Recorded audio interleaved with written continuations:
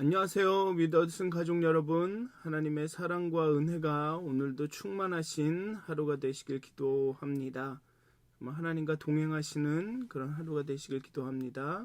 우리 사도신경 하심으로 9월 8일 목요일 새벽 예배를 시작하도록 하겠습니다. 전능하사 천지를 만드신 하나님 아버지를 내가 믿사오며 그 외아들 우리 주 예수 그리스도를 믿사오니 이는 성령으로 잉태하사 동정녀 마리아에게 나시고 본디오 빌라도에게 고난을 받으사 십자가에 못 박혀 죽으시고 장사한 지 사흘 만에 죽은 자 가운데서 다시 살아나시며 하늘에 오르사 전능하신 하나님 우편에 앉아 계시다가 저희로서 산 자와 죽은 자를 심판하러 오시리라. 성령을 믿사오며 거룩한 공회와 성도와 서로 교통하는 것과 죄를 사하여 주시는 것과 몸이 다시 사는 것과 영원히 사는 것을 믿사옵나이다. 아멘. 찬송가 94장 주 예수보다 더 귀한 것은 없네. 함께 찬양하시겠습니다. 찬송가 94장입니다. 주 예수보다 더 귀한 것은 없네.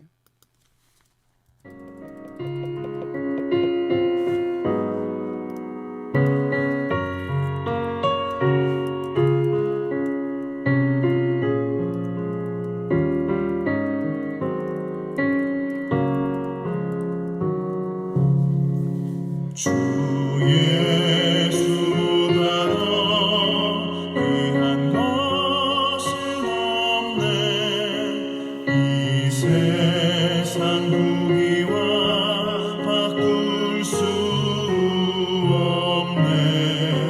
영죽은 내 대신 돌아가신 그 놀라운 사랑 잊지 못해. 세상 즐거움 다 버리고 세상 자랑 다 버렸네. 주 예수보다 더 귀한 것은 없네. 예수밖에는 없네.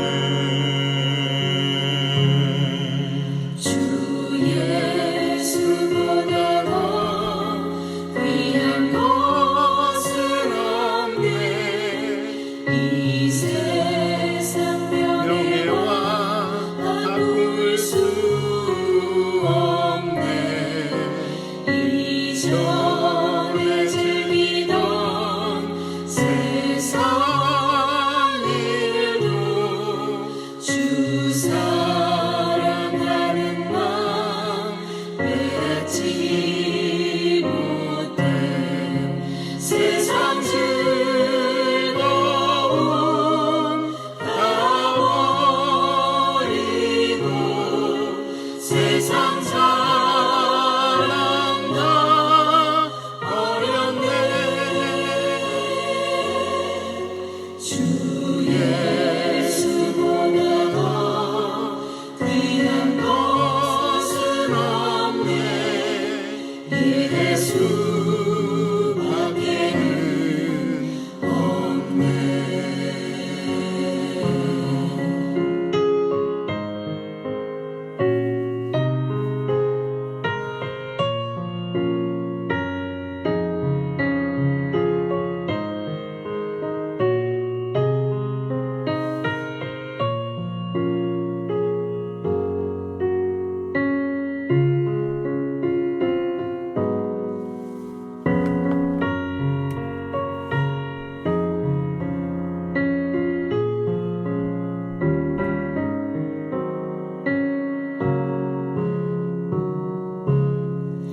주 예수보다 더 귀한 것은 없네.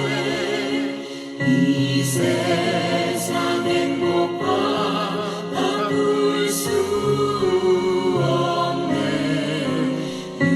유혹과 핍박이 몰려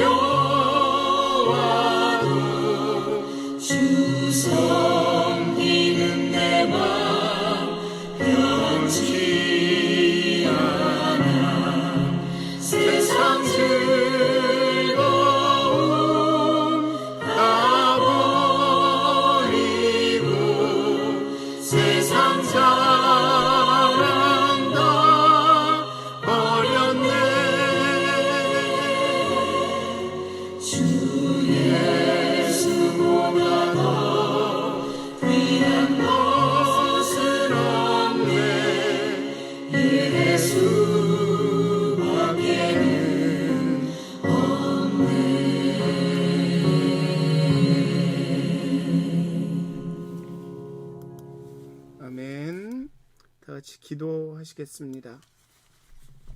하나님, 주 예수보다 더 귀한 것은 없습니다. 정말 바울도, 주의 사자 바울도 정말 예수 그리스도의 십자가 외에는 증거하지 않기로 결심했습니다.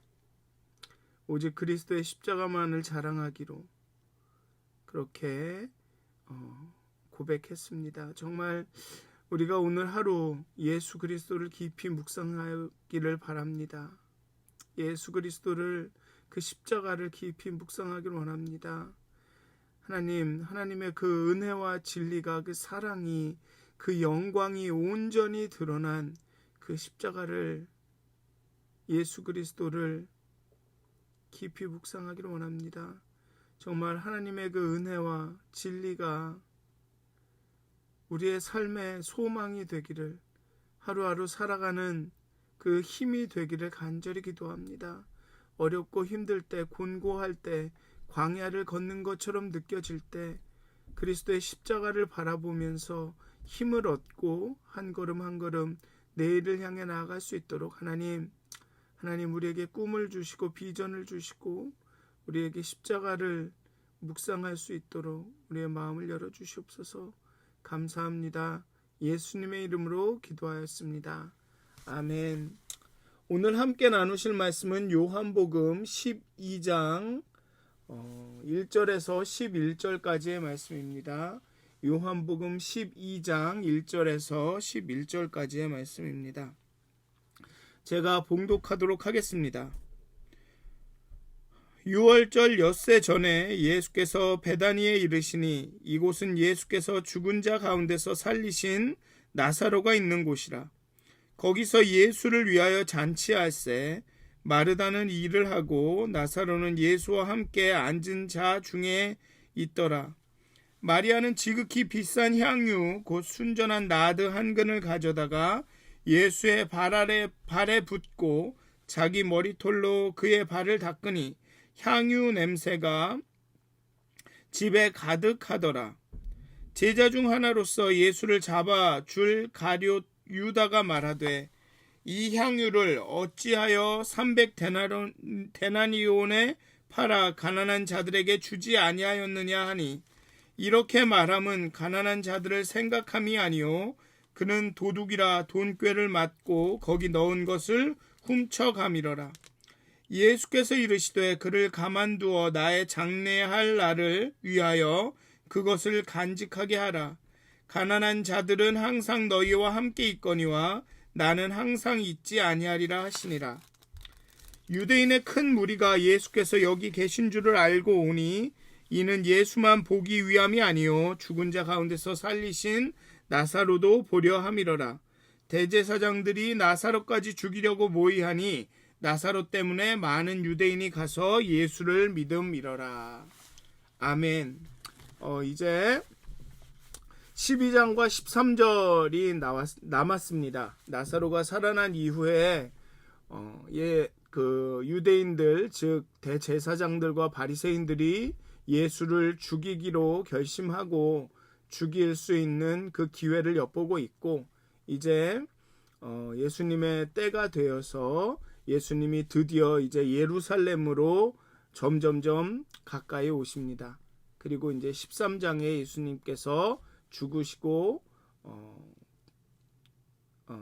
그 죽음의 가심으로 13장이 마무리되고 요한복음이 끝이 납니다.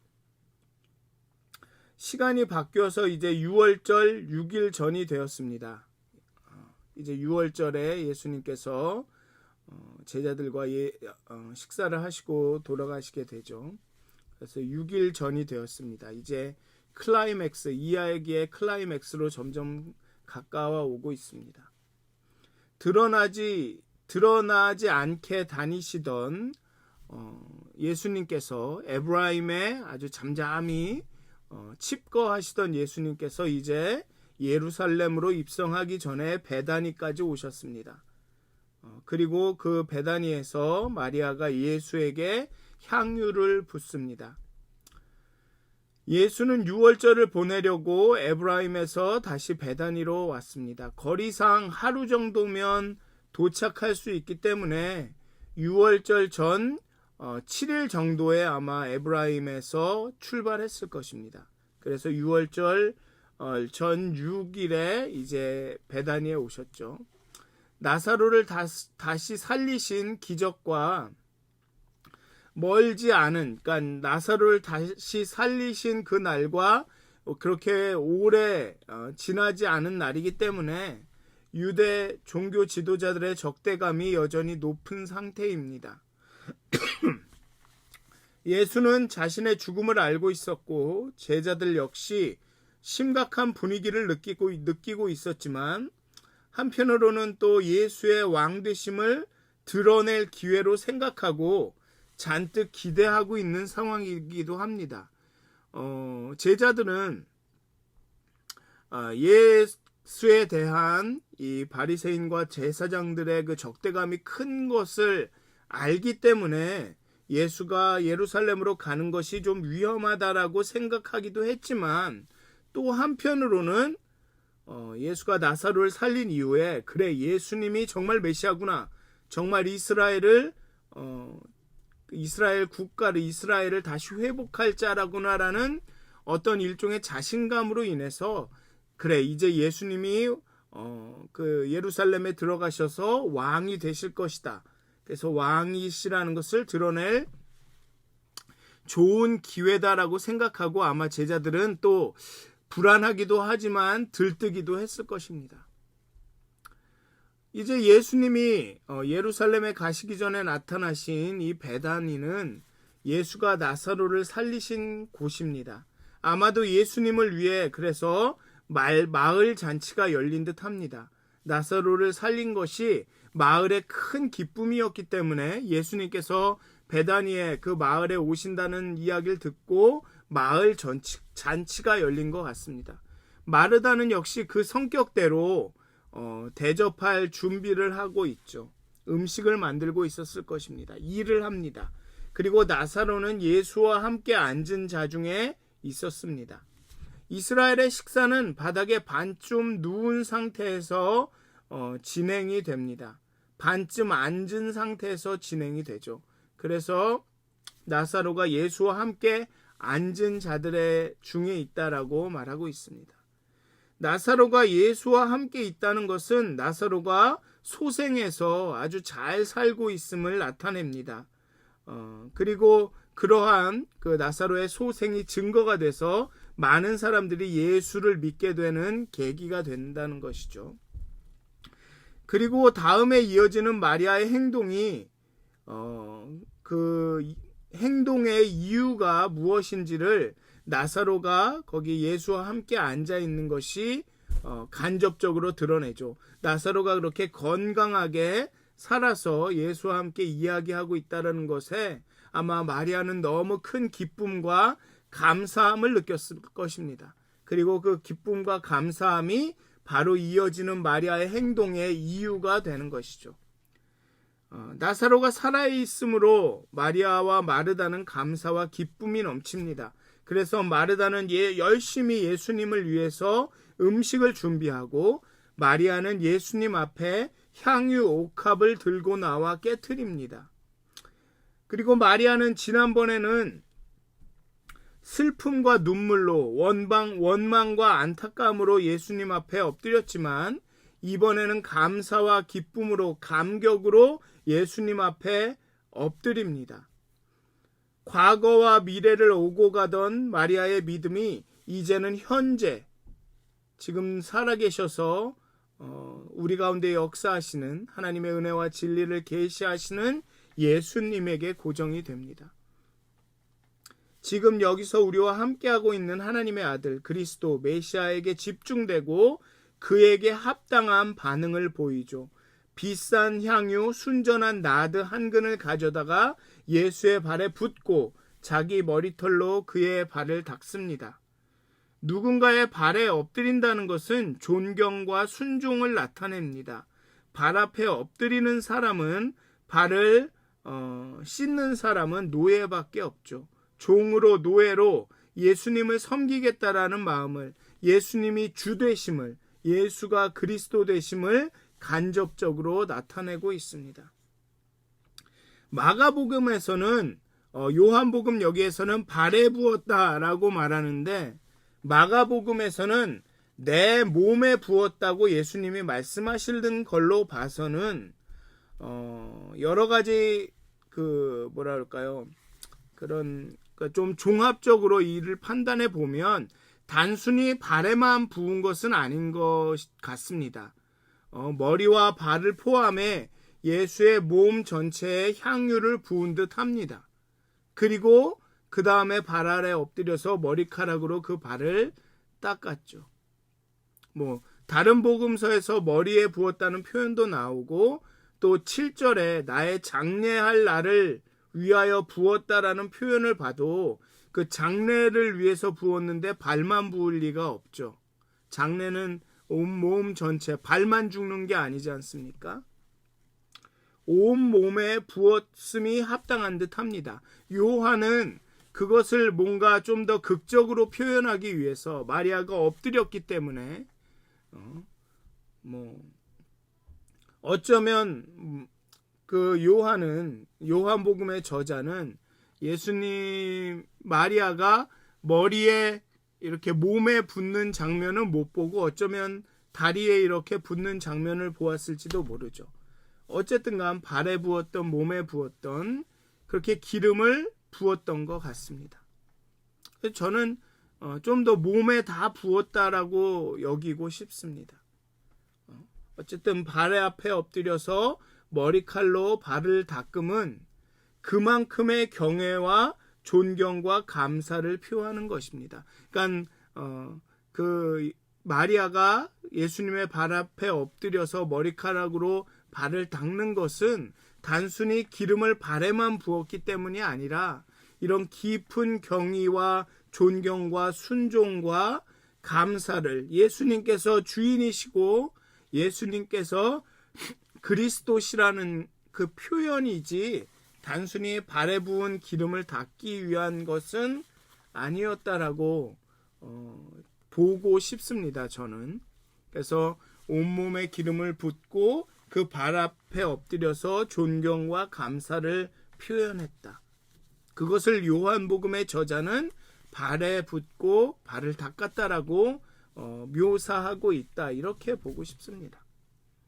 어쨌든 발에 붙든 몸에 붙든 마리아는 그 감격과 기쁨과 감사를 표현하고 있고, 또 그 행동의 궁극적인 목적은 예수님의 죽음을, 그 장례를 예비하는 것이라는 거죠. 그런데 여기에 유다는 이 마리아의 행동에 부정적인 반응을 보입니다. 공관복음에서는 제자들이 분개했다라고 말하고 있습니다.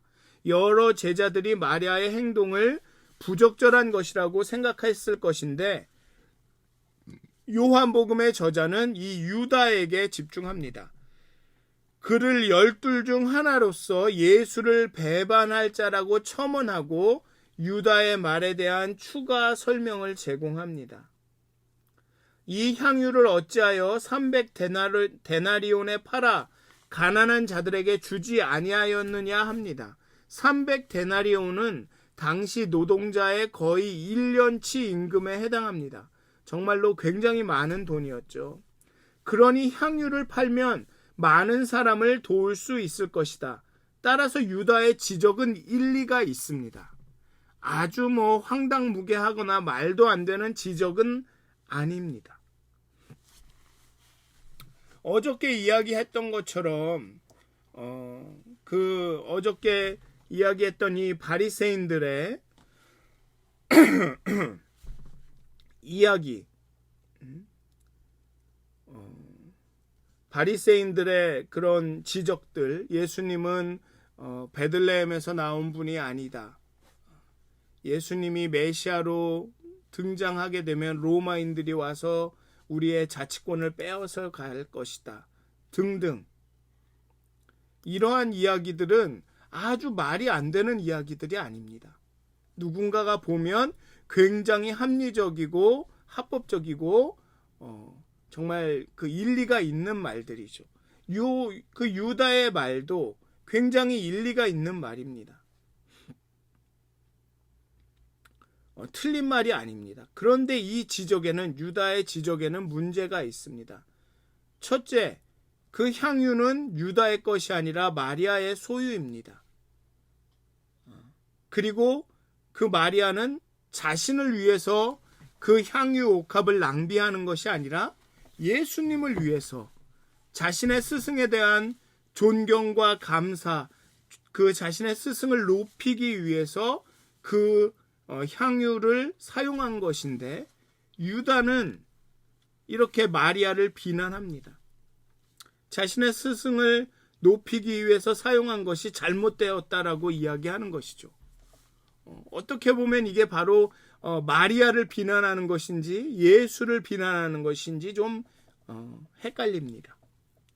그리고 둘째 문제는 이러한 지적을 하는 유다의 마음과 의도입니다. 이런 말을 한 이유가 정말로 가난한 자들을 사랑하고 가난한 자들을 위해서가 아니라 그 돈을 자신이 유용하기 위함이라는 것이죠. 자신이 나중에 그렇게 300데나리온을 자신이 이렇게 횡령하거나 자신이 유용할 수 있을 것이라는 계산 때문에 그렇게 한다라는 것입니다. 즉 자신의 탐욕 때문이라는 것이죠. 여기도 보면 어떻게 표현하고 있냐면, 이렇게 말함은 가난한 자들을 생각함이 아니요 그는 도둑이라 돈꾀를 맞고 거기 넣는 것을 훔쳐가미러라. 자신의 탐욕 때문에 그 300데나리온을 자신이 유용할 수 있게 자신에게 주면 가난한 자들을 위해 사용한다 하면서도 자신이 횡령할 수 있다라는 그런 생각이 있기 때문에 그렇습니다. 어제도 말씀드린 것처럼 동기가 중요한 거죠. 동기가. 왜 그런 말을 하느냐. 한 말이 합리적이냐 일리적이냐가 중요한 게 아니라, 일리가 있다가 중요한 게 아니라 그 동기가, 그런 말을 하는 이유가 무엇이냐. 예수는 유다에게 여인을 비난하는 것을 그치라고 합니다. 마리아가 자신의 장례할 날을 예비하기 위한 것이라고 합니다. 물론 마리아는 나사로를 살려준 것에 대한 감사로 예수에게 최고의 존경을 표현한 것이지만, 그 행동이 하나님께 더 큰 목적을 위해 사용됩니다.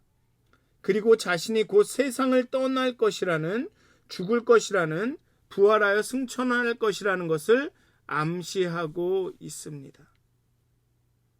순전하지 않은 유다의 의도는 예수의 사역을 방해하는 역할을 하지만, 순전한 마리아의 의도는 더 큰 목적을 위해서 사용이 됩니다.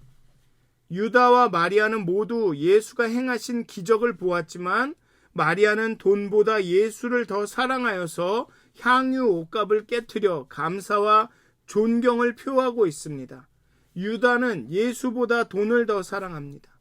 마리아는 자기의 모든 재산으로 마음의 진실함을 보였지만, 유다는 가난한 자를 위한다는 거짓으로 자신의 부정한 불순한 의도를 숨겼습니다.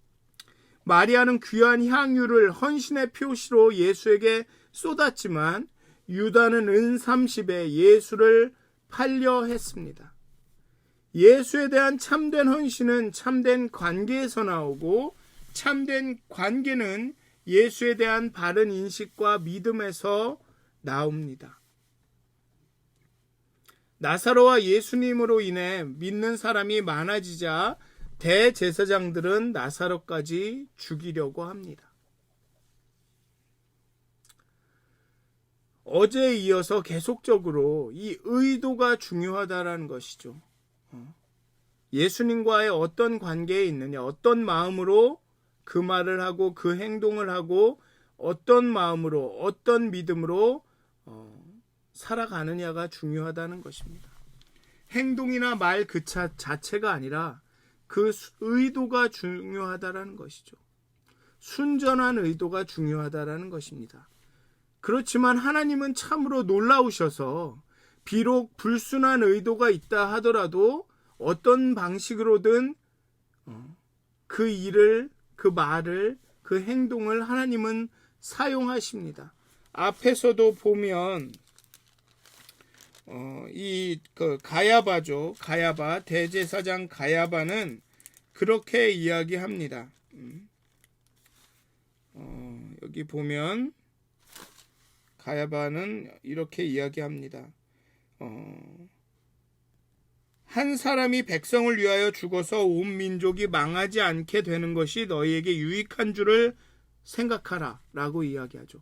즉 예수를 죽여서 온 민족이 살아날 것이다. 그러니 예수를 죽이자라고 제안했습니다.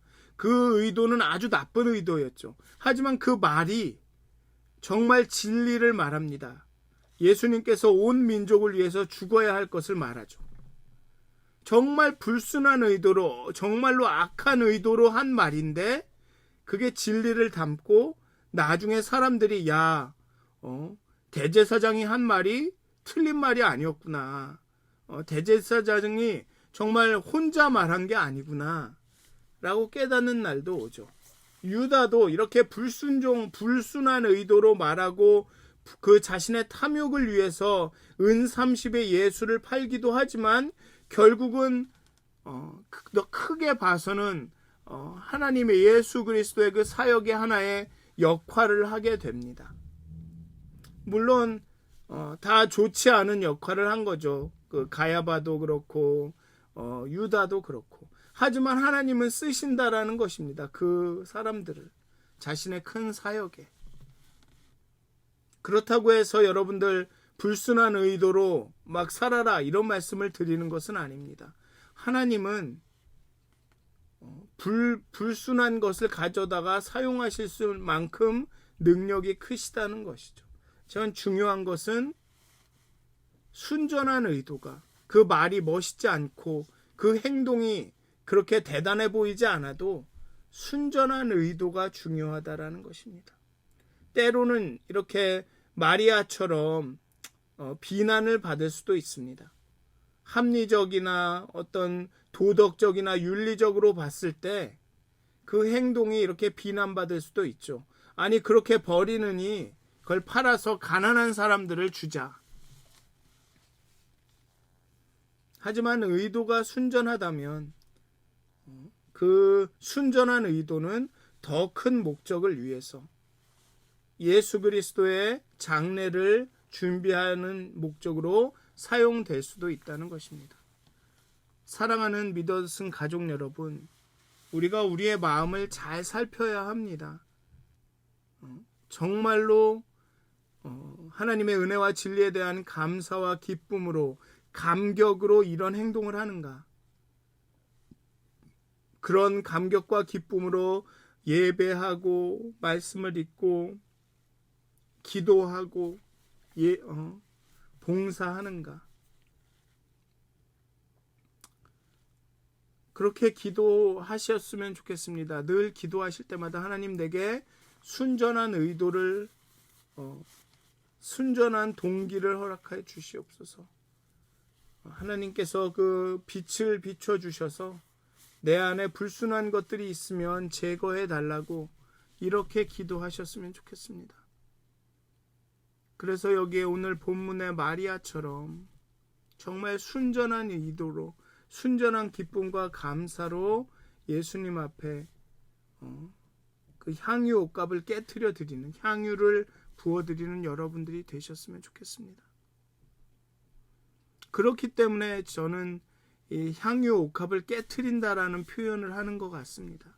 우리 자신을 깨트려서, 우리 자신의 그 불순한 의도를 가리고 있는 온갖 그 것들을 깨트려서 나를 감추고 나를 보호하고 나를 가리고 있는 이것들을 깨트리고 우리 안에 있는 순전한 향유를 하나님 앞에 드리는, 우리 안에 있는 순전한 것들을 드리는 그런 여러분들이 되었으면 좋겠습니다.